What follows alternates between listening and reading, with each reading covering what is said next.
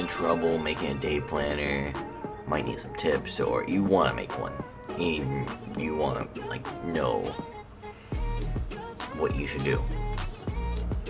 Obviously, you should go from the time you wake up to the general time where you go to sleep.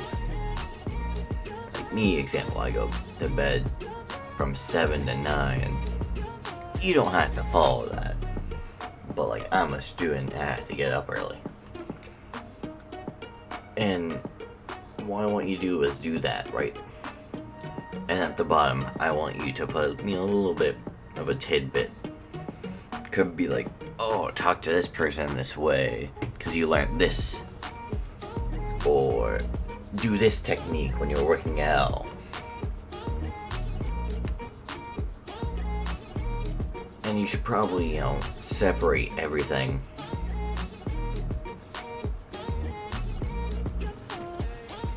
And be specific with what you mean. Be, pretty specific. And you might be wondering, oh yeah, when am I supposed to do this? You're supposed to make this before you go to bed. As you're going to bed. More or less. And it's 5 minutes every day, maybe 10 for a first day, because you're making it, and it will keep you much better on track, because you might be on the self-improvement journey, right? And you might be realizing that you're going off track every once in a while. You fall into bad habits, maybe. This will help keep you on track. You still have to put in the work to keep yourself on track, but it's easier. And you want to try to have multiple things, but from 8 to 11, I couldn't really put multiple things.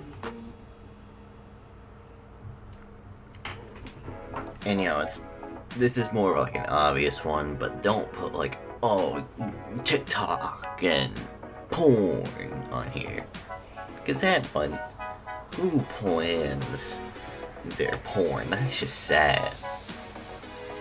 I plan to get up from 6 to 10. Oh.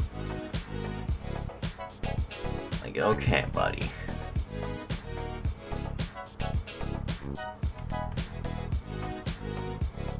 And, let's say, let's click this one, right? I could also, do a thing called 3. I'm really innovating here, guys. You saw that? That is some real innovation. You can choose your time increments. The time increments does not matter.